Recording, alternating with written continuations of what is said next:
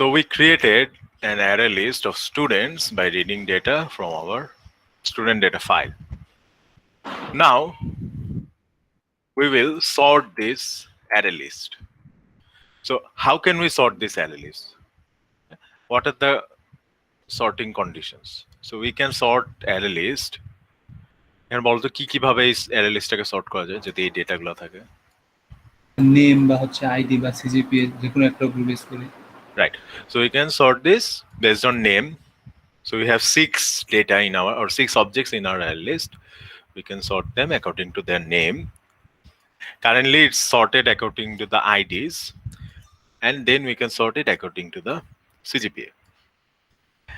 And say we sort according to name, we can sort in 2 ways, ascending and descending. Yeah, name ke amra name wise sort korle ascending descending দুই ভাবে sort করতে পারি. So what is ascending sort? Ascending sort.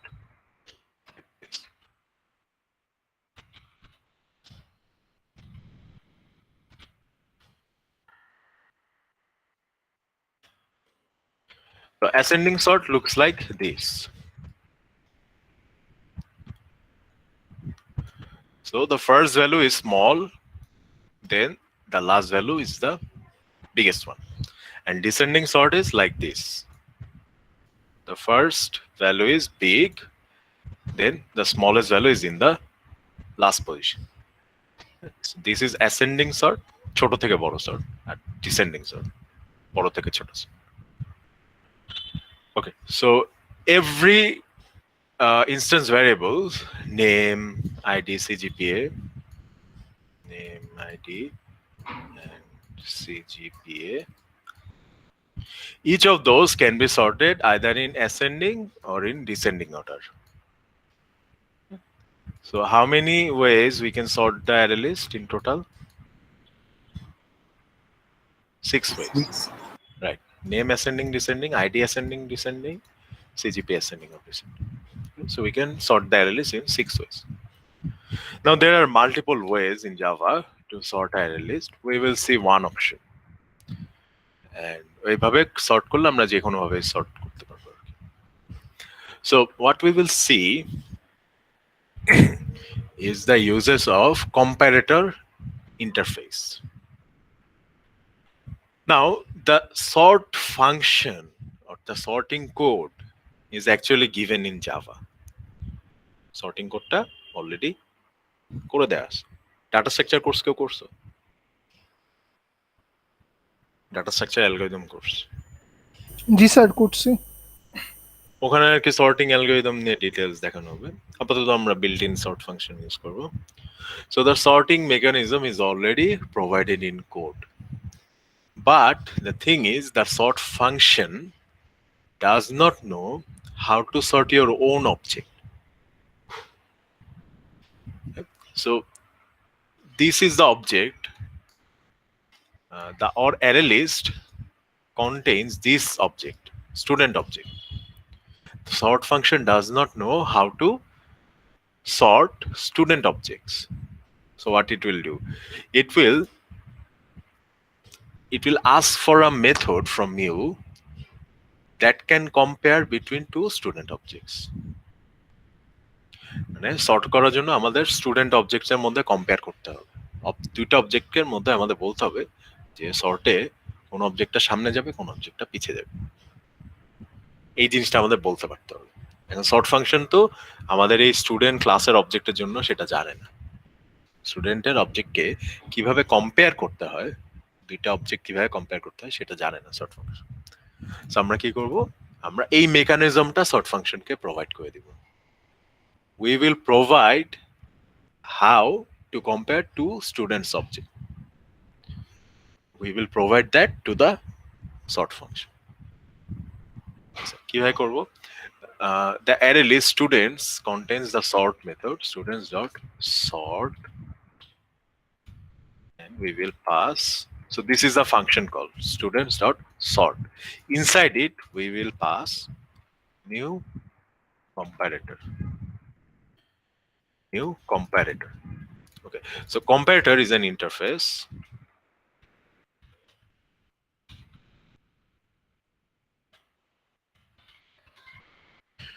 Comparator is an interface. This also has a type parameter. So this comparator can compare student objects. And inside it, you can see there is a compare method. Okay. And you can see that it takes two objects as parameter, student O1, student O2. O short for object. আচ্ছা, আর এরকম কোডকে কি বলে? এরকম code আমরা আগেও দেখছি। What is this type of code called?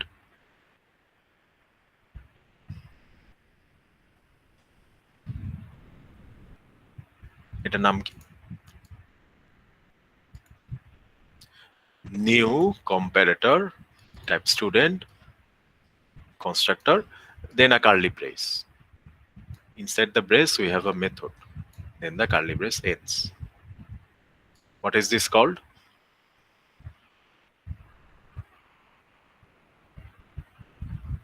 দেখি না এটা আগে।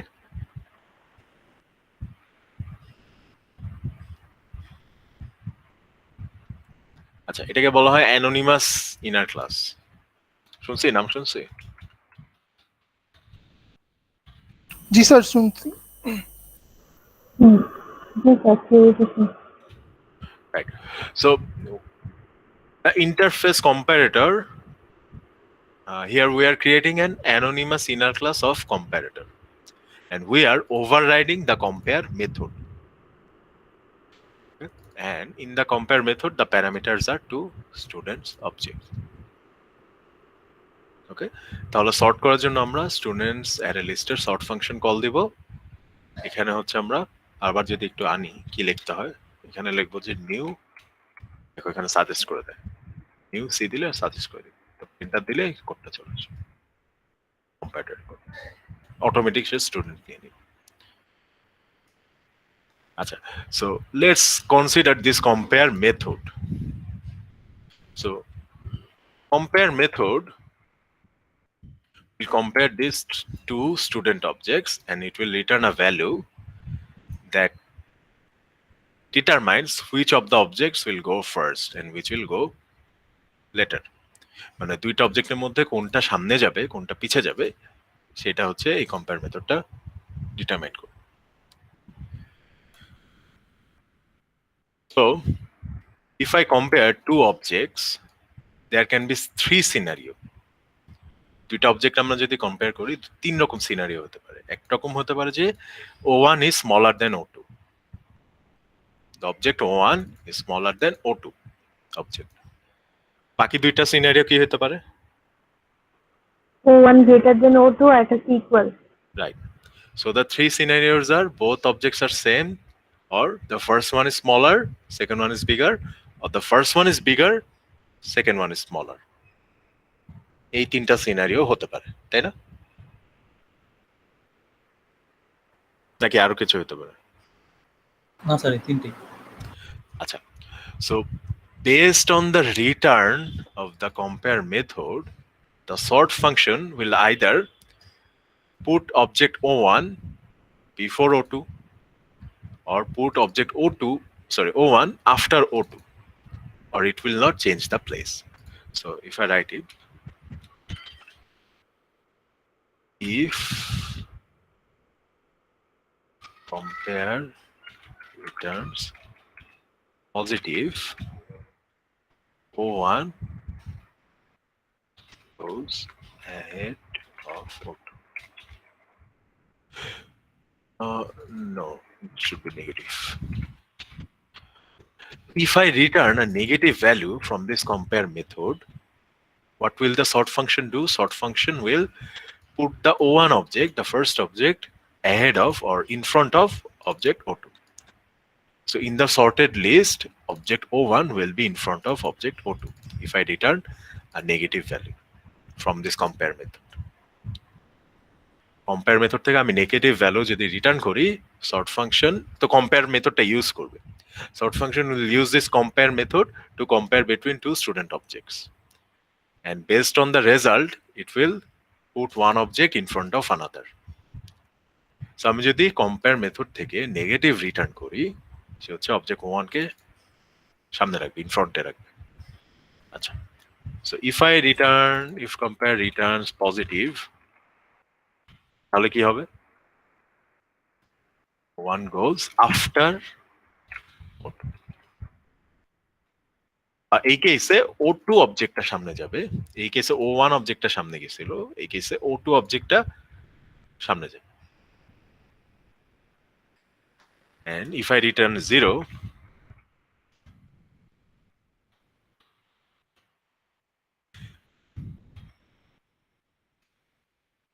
জিরো রিটার্ন করলে অ্যাকচুয়ালি ও পজিশন চেঞ্জ করবে না।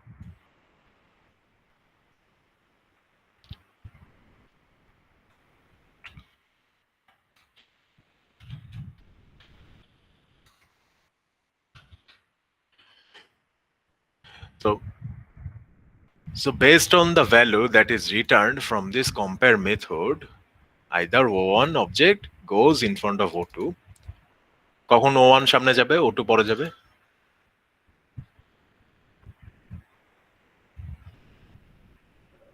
তার নেগেটিভ রিটার্ন করলো। নেগেটিভ রিটার্ন করবে। আচ্ছা, তাহলে O2 কখন সামনে যাবে আর O1 পরে যাবে? পজিটিভ। পজিটিভ রিটার্ন করলে। রাইট। আচ্ছা, এই জিনিসটা তাহলে আমরা বুঝতে পারছি যে এই ফাংশন থেকে আমরা কি ভ্যালু রিটার্ন করতেছি, নেগেটিভ না পজিটিভ, সেটা ডিটারমাইন করবে কোন অবজেক্টটা সামনে যাবে বা কোনটা পরে যাবে। রাইট, এটা তো বুঝছি। শর্ট ফাংশন এই কম্পেয়ার মেথডটা ইউজ করে সে ডিটারমাইন করবে যে কোন অবজেক্ট সামনে যাবে কোনটা পরে যাবে। এন্ড কথা হচ্ছে যে কখন আমরা নেগেটিভ রিটার্ন করব, কখন আমরা পজিটিভ রিটার্ন করব। For that we need to determine which type of sort we are going to do.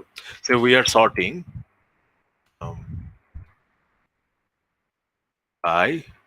by CGPA, and say the sorting is ascending sort. So we will sort the student salary list based on CGPA and the sort will be ascending. Let's remove this return. Okay. The first statement will look like this. If O1.CGPA less than O2.CGPA, return.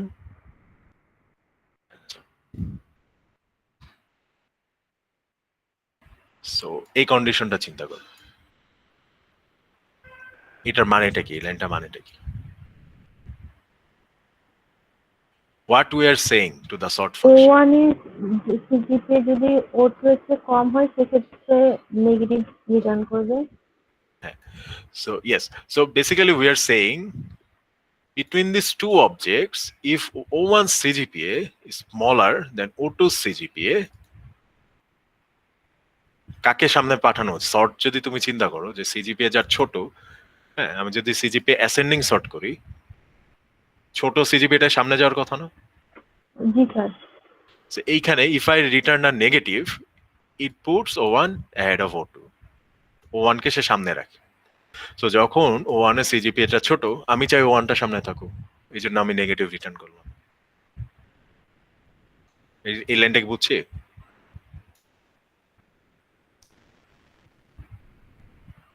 G sir. Okay. So what is the other case? If you can write else if is also fine. If O1.CGPA greater than O2.CGPA, and now car CGPA ছোট? O2 এরটা ছোট। O2 এটা ছোট, O1 এটা বড়। তাহলে আমি এখন কি চাই? আমি চাই যে O2 সামনে যাক, O1 পরে যাক। হ্যাঁ, এই জন্য আমি কি রিটার্ন করলাম? পজিটিভ ভ্যালু রিটার্ন করলাম। কারণ আমি যদি পজিটিভ রিটার্ন করি, সর্ট ফাংশন কি করবে? O1 কে O2 এর পরে পাঠাই দিবে। Otherwise return 0. And basically that's it. এটাই আমাদের সর্ট করে দিবে সিজিপিএ ওয়াইজ। তো সর্ট ফাংশন ওর প্রয়োজন মতো অবজেক্টকে কম্পেয়ার করবে, যেগুলো করা দরকার কম্পেয়ার করে সে যখন নেগেটিভ রিটার্ন পাবে, দুইটা অবজেক্ট সে পাঠাবে কম্পেয়ার ফাংশনের কাছে, সে যখন নেগেটিভ রিটার্ন পাবে তখন প্যারামিটারের প্রথম অবজেক্টকে সামনে রাখবে, সেকেন্ড অবজেক্টকে পরে রাখবে। পজিটিভ যখন রিটার্ন পাবে প্যারামিটারের সেকেন্ড অবজেক্টটাকে প্রথমে রাখবে, পরের অবজেক্টটাকে সামনে রাখবে। ঠিক আছে? সো এটার পরে এখন যদি আমরা পুরোটাকে প্রিন্ট করি, সর্টিং করার পর আমরা প্রিন্ট করতেছি। এখন দেখবো যে এই যে প্রিন্টটা হবে, এটা হবে এখানে আমরা যেভাবে সর্টিং করছি সিজিপি অ্যাসেন্ডিং সর্ট, তো প্রিন্টটা ওরকম সিজিপি অ্যাসেন্ডিং প্রিন্ট। দেখো ভ্যালুগুলো যে প্রিন্ট হয়েছে, আচ্ছা এখানে ভ্যালুগুলো আমি যদি দেখি, স্মলেস্ট ভ্যালু হচ্ছে এটা, রাইট 3.4, এটা সবার প্রথমে প্রিন্ট হয়েছে, তারপরে বড়, এর চেয়ে বড়, এর চেয়ে বড়, আর সবার লাস্টে প্রিন্ট হয়েছে সব হাইয়েস্ট সিজিপি এর সেই ভ্যালুটা। Okay, so our array list is sorted based on CGPA.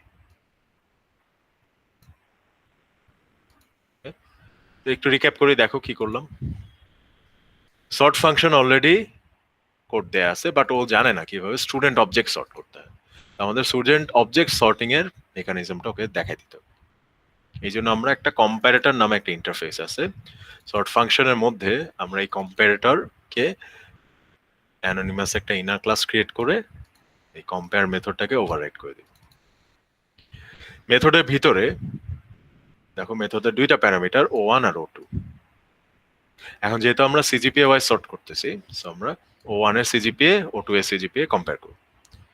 যদি O1 এরটা ছোট হয় আমরা নেগেটিভ রিটার্ন করব। নেগেটিভ রিটার্ন করলে সর্ট ফাংশন ধরে নিবে যে O1 সামনে যাবে O2 এর।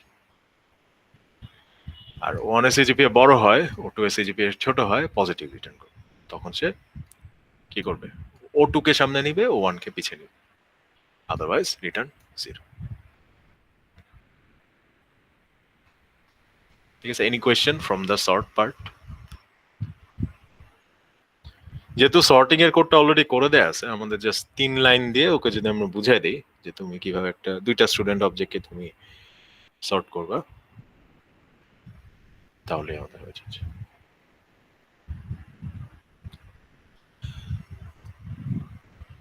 Okay, so if I want to convert this to descending sort, what should I change here?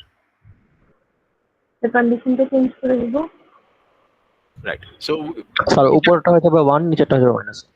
হ্যাঁ, দুইটা কাজ করতে পারো। একটা হচ্ছে এই ভ্যালুগুলো, এই সাইনগুলো উল্টাই দিতে পারো, এখানে গ্রেটার দেন, এখানে লেস দেন দিয়ে দিতে পারো, অথবা এখানে পজিটিভ, এখানে নেগেটিভ দিতে পারো। তো এখানে পজিটিভ দেয়া মানে কি, O1 ছোট, O2 বড়, আমি বলতেছি O2 কে সামনে রাখো। রিটার্ন 1 মানে positive O1 goes after O2, or O2 সামনে যাবে, তার মানে বড় ভ্যালুটা সামনে যাচ্ছে, that is descending sort. Same goes for here, এখানে O1 এর সিজিপিএটা বড়, আমরা বলতেছি রিটার্ন নেগেটিভ 1, মানে বলতেছি যে O1 কে সামনে রাখো। এগেইন আমরা বড় ভ্যালুটাকে সামনে পাঠাচ্ছি। সো এটা যদি আমি রান দেই, এখন দেখো বড় সিজিপিএটা প্রথম আর সবার ছোটটা লাস্ট।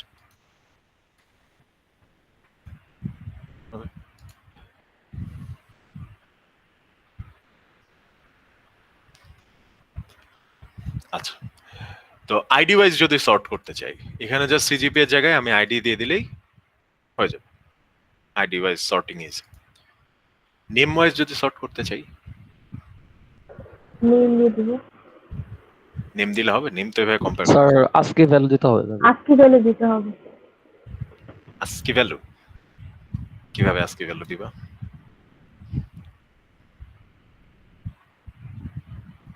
নেম তো একটা সিঙ্গেল ক্যারেক্টার না, অনেকগুলো ক্যারেক্টার। আচ্ছা, জিনিসটা হচ্ছে কি, এই নেম সর্ট করা আরো ইজি।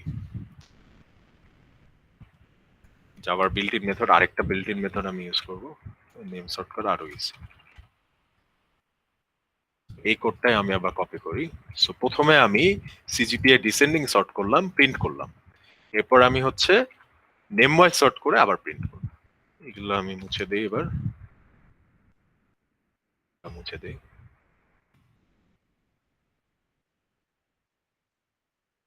নেমটা মুছে দিই। এবার আমি হচ্ছে নেম ওয়াইজ সে অ্যাসেন্ডিং সর্ট করব।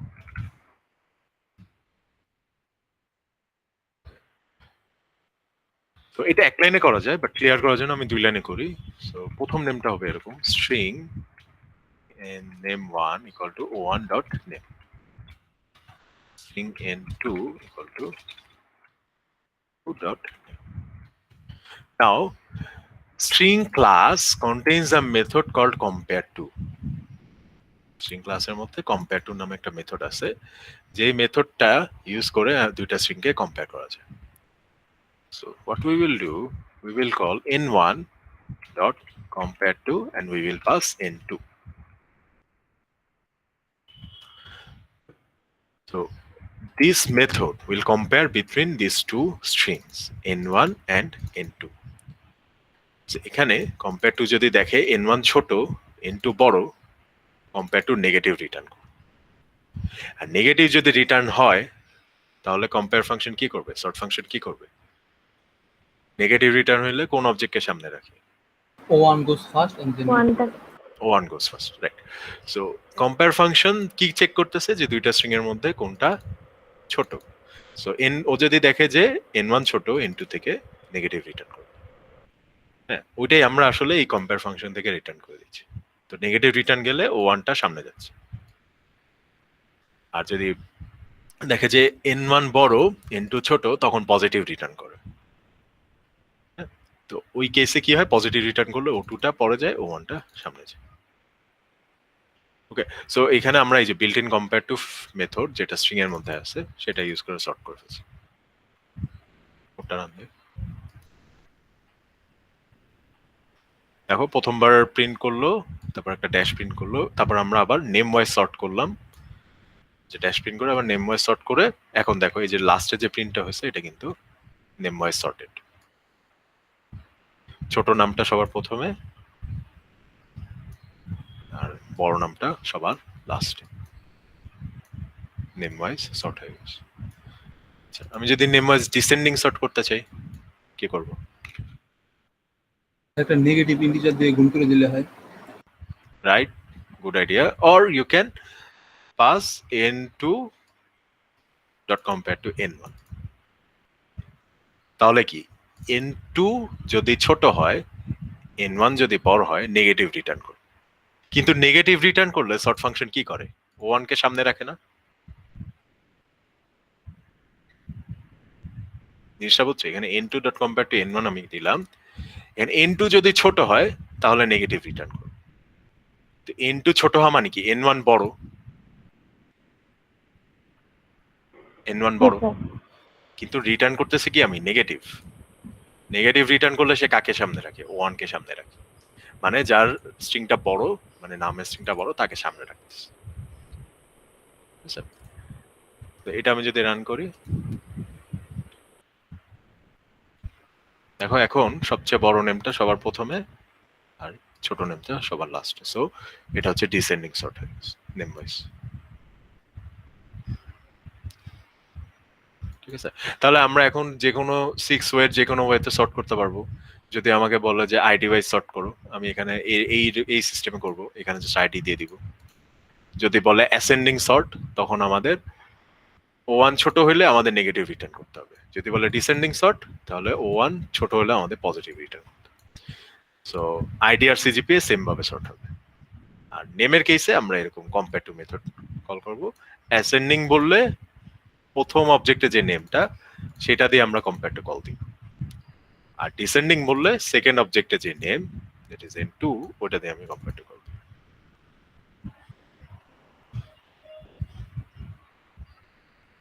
Any questions sorting নিয়ে?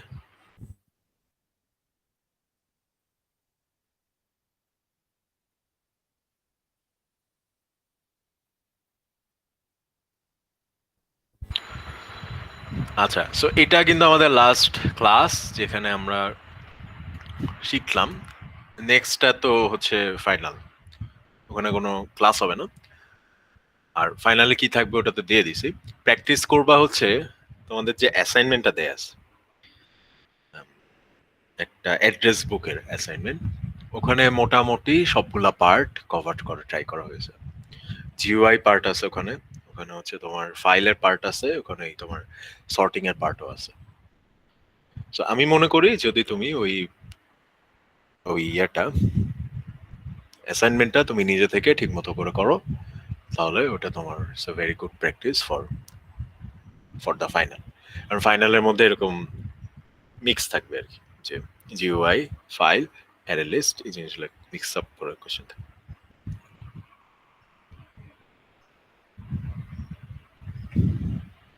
ঠিক আছে, আমার মনে হয় যে কনসেপ্ট গুলো ক্লিয়ার থাকলে যে কোনো কোয়েশ্চেন দিলেই ওটা পারা যাবে।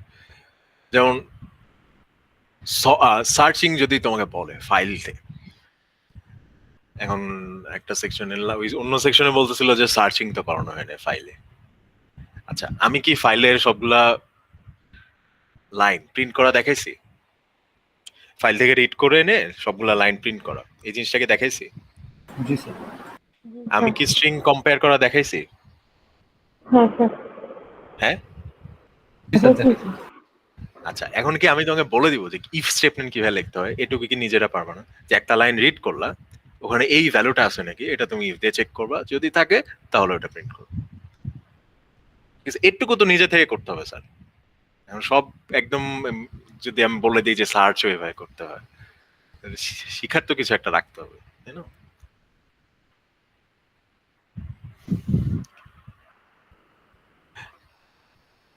আচ্ছা, তাহলে এই কোডগুলো আমি দিয়ে দিব। Any questions?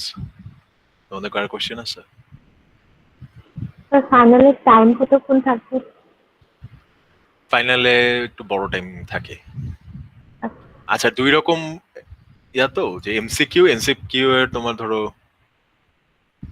10টা এমসিকিউ এরকম 20 মিনিটস থাকবে এমসিকিউ তে, আর কোডিংটা আসলে কিরকম কোড দেওয়া হয় এটার উপর বেস করে টাইম থাকে। Okay sir. স্যার ফাইনাল কি এলএমএসই হবে, মানে ইনকাস অ্যাসাইনমেন্ট গুলোর মতোই? হ্যাঁ, সেই কোডগুলো দিয়ে দিই। স্যার ফাইনালের দিন তো আমরা সবাই মিটে আসবো, তাই না? হ্যাঁ, মিটে থাকতে পারো যদি তোমাদের কোয়েশ্চেন টোয়েশ্চেন থাকে, ওখানে আমি থাকবো। এটা হচ্ছে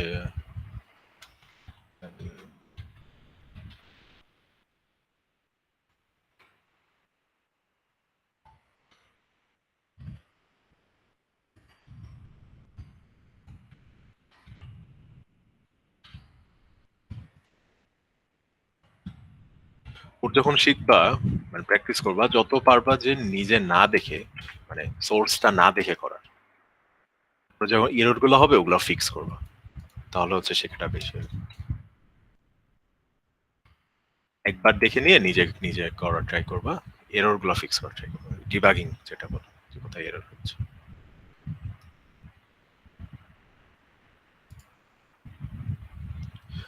প্রচুর এই জন্য যত বেশি তুমি কোড প্র্যাকটিস করো, এই জন্য আসলে বলে যে কোড বেশি করে প্র্যাকটিস করতে, যত বেশি করে তুমি কোড প্র্যাকটিস করবা তত তোমার প্রবলেম ক্রিয়েট হবে।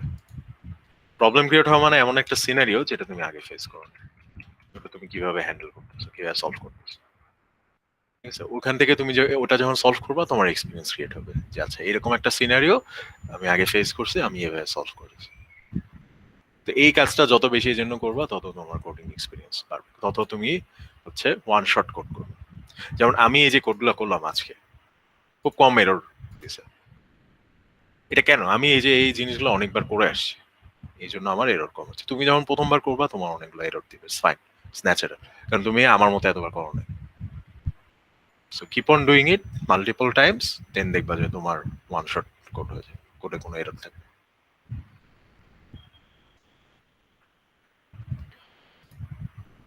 ঠিক আছে, আমাদের ক্লাস এটুকুই। If you have any questions বলতে পারো, আর আইডি গুলো দিয়ে দাও।